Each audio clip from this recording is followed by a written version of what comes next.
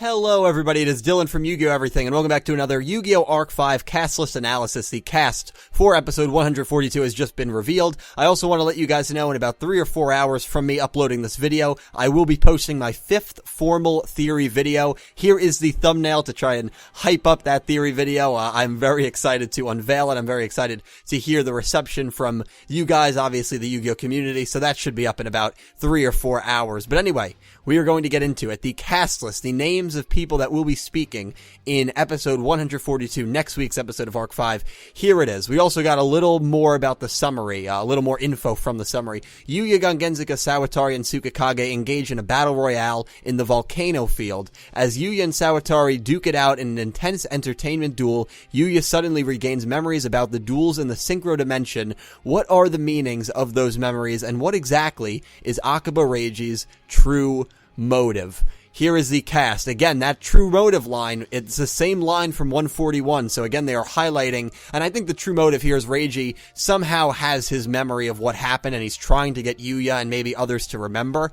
and that's why he's doing a battle royale like this, and having them fight in a field. They already fought, and remember, Yuya fought those two Disney guys. I know they weren't Disney guys, but that's the abridged series, but he fought those two clowns in the volcano field. That's when Dennis was actually first introduced. He also fought against Shingo in a very good entertainment duel in episodes 31 and 32, I believe. So he's trying to, I guess, re-get those memories back, if that makes any sense. Here is the cast list. Very interesting cast list. Yuya and Yuto, Yuzu, Ruri, and Rin.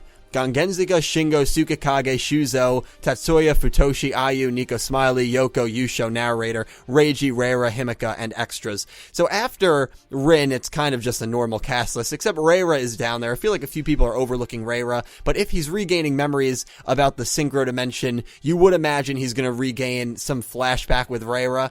I don't think Reira will be speaking in present day. If that's the case, then the baby is not Reira, and I guess we'll continue to have speculation on what that baby could represent. Hopefully we'll learn a little more about that baby in the episode airing tomorrow night. But obviously the 4 huge names in this cast list are Yuto, Yuzu, Ruri, and Rin.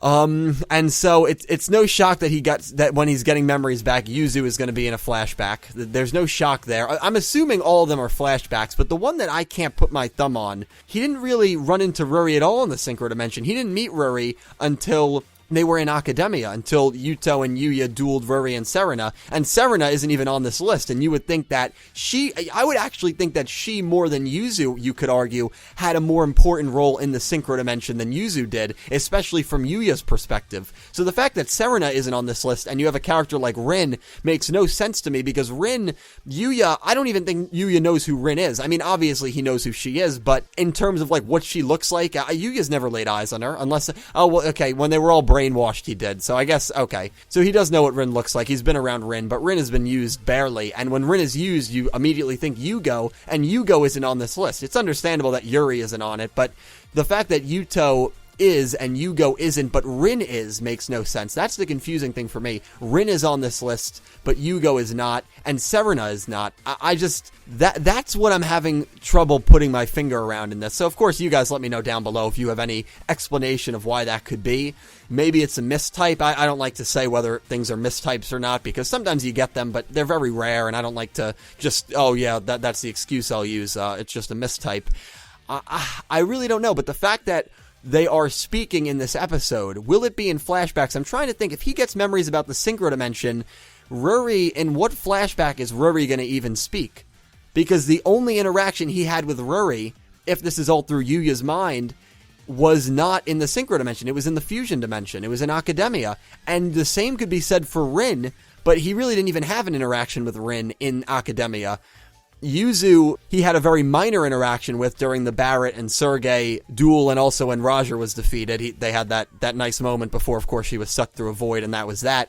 It also leaves you to wonder if, like, Roger is, if Jean-Michel Roger is, actually revived in this universe. But, is this a reset world, or is this an illusion? It's interesting, and I think it fits the theory that I'm posting today.